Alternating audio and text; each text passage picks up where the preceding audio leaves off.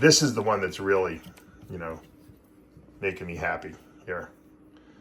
This is a Mandarin Coral Glow Clown.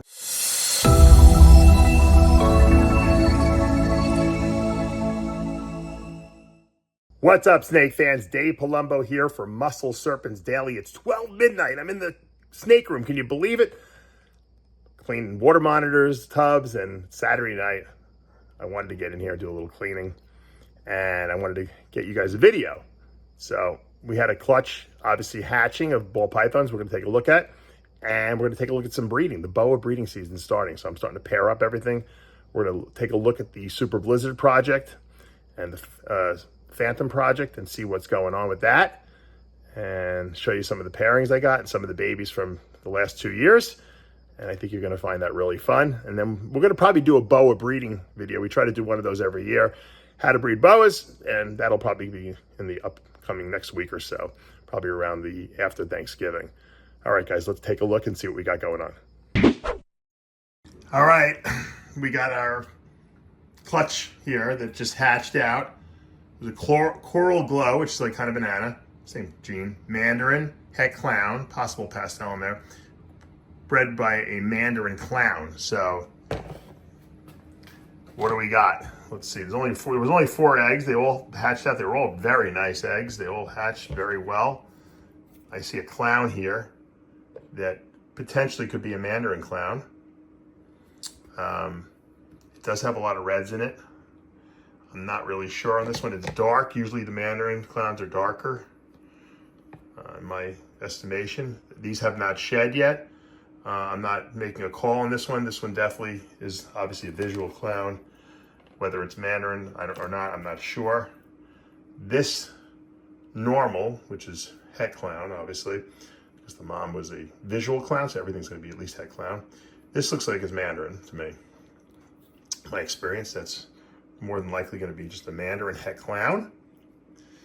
And let's look at this one. There's another normal we have here. This one actually looks more Mandarin than the other one does, to be honest with you.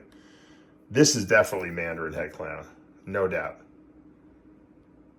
So now I'm a little suspicious. Maybe this one might not be, but they could both be Mandarin Het Clowns.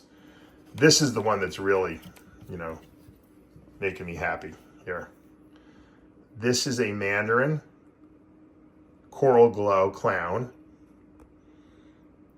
And I mean, everything has the potential to be Super Mandarin here. I don't really know what a Super Mandarin Coral Glow Clown would look like. So it would be hard for me to make a call. I would imagine it would be a little more red than this. I don't know, but these things have not shed out yet. So this could be a Mandarin Het Clown. This could be a Super Mandarin Het Clown. I'm not sure.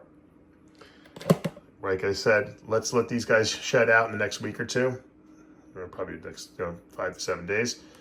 And we'll see when we check them out after they shed. But this is good news. Once again, I was trying to hit the Coral Glow Mandarin Clown. I'm pretty sure we hit it right here, at least in the single form Mandarin.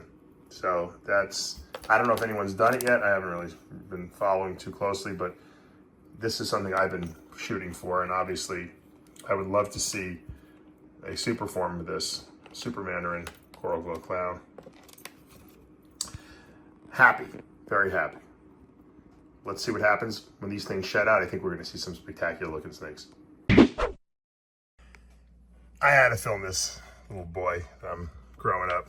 This is my Phantom, super hypo, Paradigm, which is 1 gene of sharp albino, 1 gene of caramel, or bow woman caramel, we call it T positive, makes that Paradigm. And then the black-eyed anery gene is also present here visually. It's kind of like this is kind of like a Super Blizzard, except it's the Paradigm version of it, called a Phantom. So it's very white, but the T positive or the Paradigm acts like super form.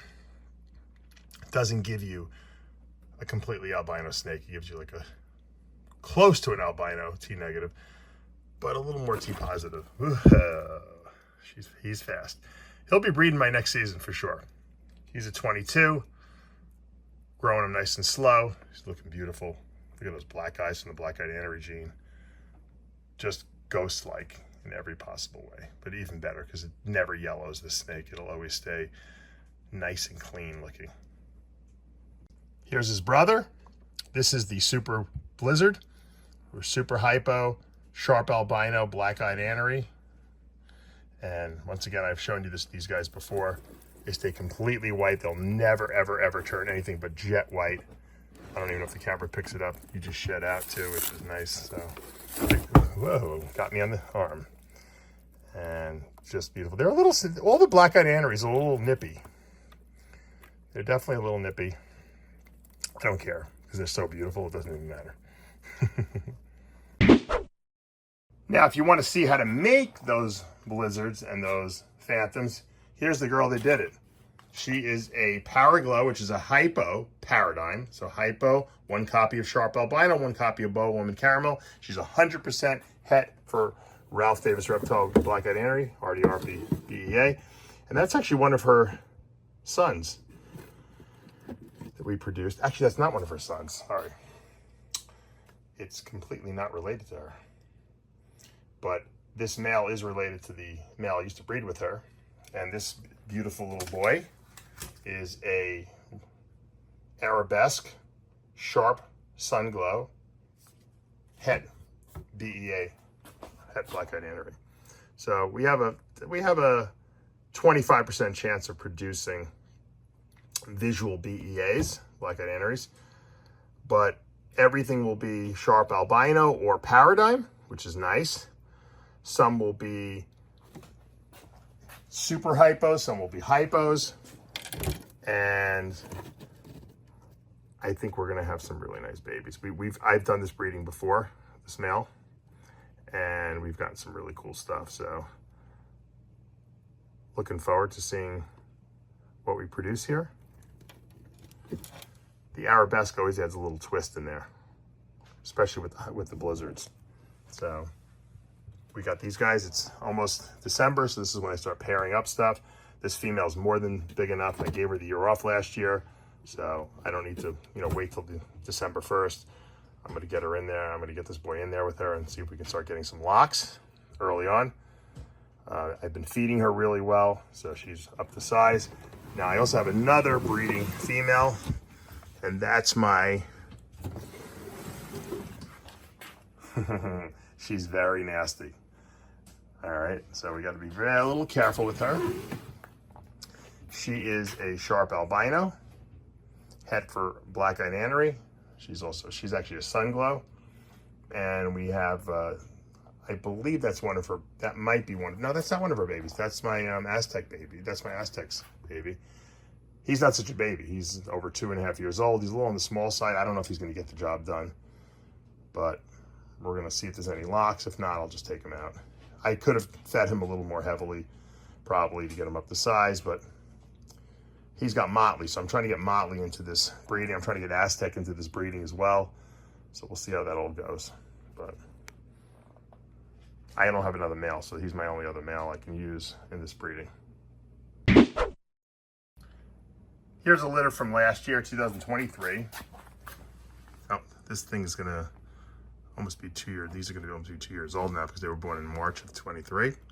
Here's another Super Hyper Blizzard, male, beauty. This is a year behind the other one I showed you just before.